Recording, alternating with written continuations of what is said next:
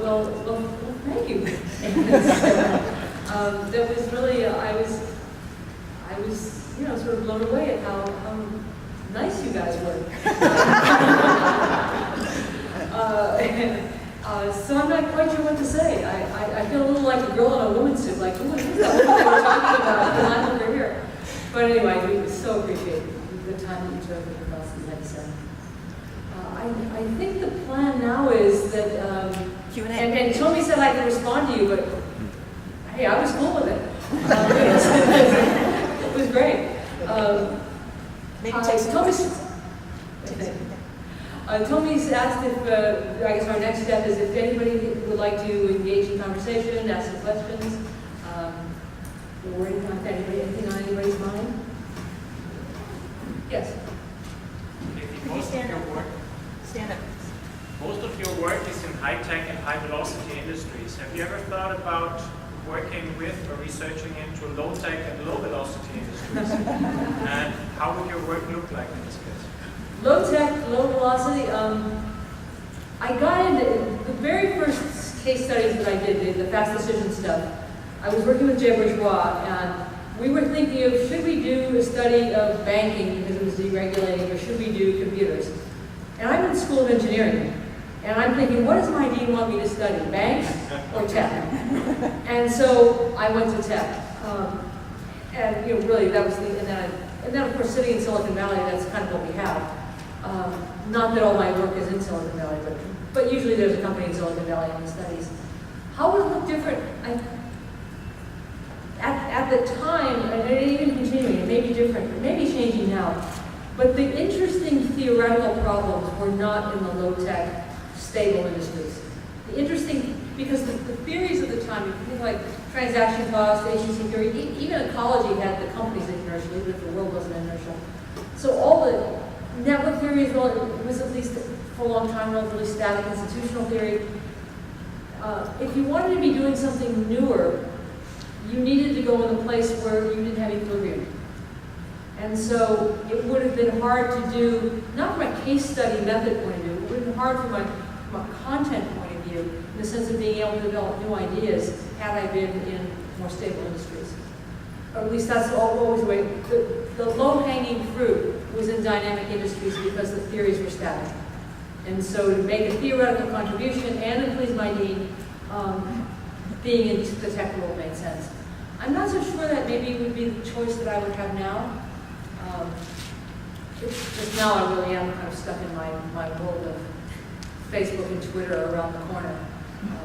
But I think there's certainly a lot of opportunities, and I think as we go into I think one of the opportunities is as we become more international,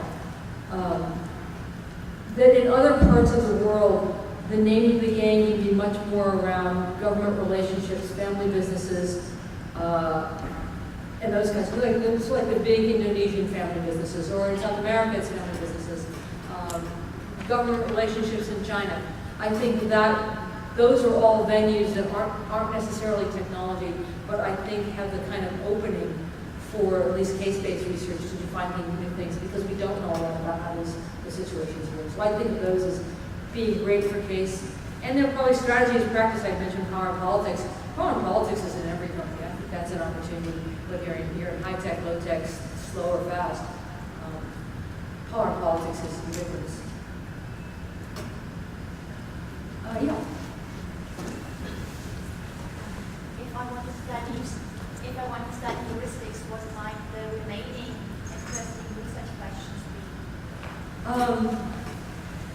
I didn't mention this before, but I'm doing actually. I was kind of a little bit like to do something new, so I'm actually doing formal modeling, which maybe will kind of blow you away a little bit. Or actually, one of my students is doing formal modeling, and I'm into it. But the other thing I'm doing is I'm writing a popular book with Don Saul, who's now at MIT. And we're writing a popular book that's not a business book, it's like a Gladwell book, based on simple rules. And in writing that book, which we have examples of gardening and polar exploration and all kinds of stuff, it's become clear that constraints are a way that people are innovating. So if you were at the Tim talk, you probably heard this a little bit. But the idea that Claude Monet revolutionizes art by only painting haystacks in a variety of lights. He's putting a constraint on himself. I'm painting haystacks, and then I'm experimenting within that. Or that the Prius team had incredibly high technical constraints they had to hit and had to be creative. So I think that's an exciting next topic is how do constraints make people more creative?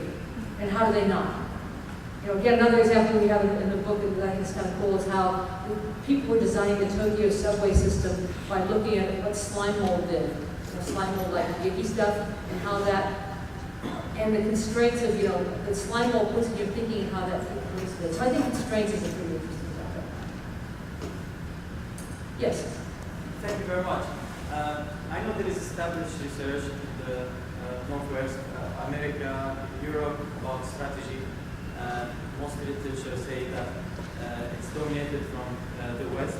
So what advice would you give for people who are interested in the other part of the study, for example, in developing countries, in the East, the Middle East, what would be the best methods? Because the methods also that are developed are suitable for yeah, I mean, I think there are aspects of people are people. So what we find in the West is what you'll find somewhere else.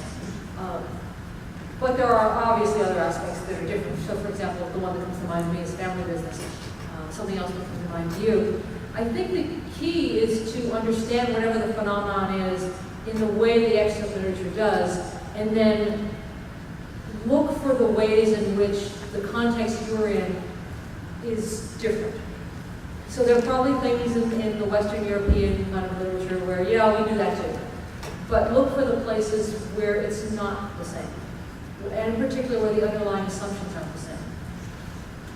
And as I say, family business jumps to mind, and I'm sure there are others and government relationships come to mind as another one. So I would know what the West has to say, and then I would say, okay, so some of it's sort of the same, but what's really unique in my world? I jump to cases as a method, but there are obviously other methods and other ways to do that. Although it's truly wide open, I think qualitative research more generally is effective. Yes? Your work, at least to me, reading it, feels always flawless. Because as Sarah pointed out, your methods are incredible and your writing is beautiful. But can you tell us a little bit about the behind the scenes of producing such work? What do you struggle with? Can you give us an example perhaps of one of these excellent papers that, you know, maybe the framing didn't fit, or the ideas weren't coming together as it appeared then? As it appeared later, yeah. Well, first of all, I'll say that in this popular book that I'm writing, the editor doesn't like my writing because it's too short and too clear. More journalistic, so it's actually kind of weird to have somebody tell you your writing's not good. But these papers, yeah, I told a little bit of the inside story of Chris Bingham, of where when we went to a journal that we then got a lot of psych reviewers, that was not working for us. The rewiring paper with Jeff Martin, we had some trouble with reviewers on that, and that we had framed it cross-sectionally, and we'd seen it so much ourselves we couldn't get out of the box. And I think that happens in anybody's paper, in any method. And you sometimes just get in your own box, and the reviewer is telling you something, and you just can't see it. You're just too in your space. And so there, I think what I found helpful is having my colleagues read the reviews and look at my paper and say, oh, this is what you're not doing. Because it gets sometimes so hard for you to see what's wrong with your own stuff. So I think that's how I think about getting out of it is who's the audience I'm really talking to who will appreciate what I'm doing the most? That's the psych story. And then if I'm stuck and I don't get what the reviewers are saying, or even if I think I get what the reviewers are saying, have somebody read the review and read my paper and say, oh, this is where you missed it. Because sometimes they can see it so fast and you can look for days and never see it. Yes, I want to know how you overcome the challenge of saturation of case study method in your research. Because I know that it is an important thing to support saturation. Yeah, your research is saturation. Yeah, saturation is one of those things I think that we all say, and we saturated in the story and move on. And we don't know if we're really saturated or not. I have to say, in reality, saturation is usually personal fatigue. And time has become saturation.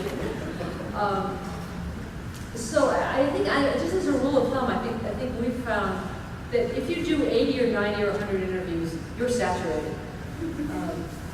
You can't, and usually my work's kind of wrapped around people's dissertations, and so that's plenty of work for somebody, a person. I'm not a particular fan in general of one case, because I know in my own work that if I took any one, let's say the rewiring paper, if I took only one of those cases, I wouldn't have nearly the insights if I took even 4 cases. I mean, it doesn't take 30 cases for insight, but for me it's always taken, it's very hard for me to find any one of my studies where if we just looked at that 1 or 2 cases, we could have seen the richness that we saw from multiple ones, and that we could have generalized a level of abstraction. So I'd say that in real life what we do is, at least in the people who work with me and so on, is we have a number between 4 and 12. And like in Sam Gark's case, it was very hard to get that board access. We're going 4, and that's really the best we're going to do. 12 is nice if it isn't too demanding what you're asking people. So in Melissa's case, if I could say what I thought Melissa was doing, we went to 12 cases because it turns out that in the acquisition of small companies, it really is the CFO and CEO and 1 or 2 key board members. So the number of people involved is very small, so you can actually ramp up the number of interviews. But if you have a set number, let's say around 80, you can have more companies because there aren't many knowledgeable people in each company. So we sort of think in that kind of a way, in that kind of a frame. And it usually works out that we've seen a lot. By the time you do 6 cases, you've often seen the story. Yeah, but that. Thank you for a fantastic session. I would like to ask you about the personal motivation to write the case study article 89.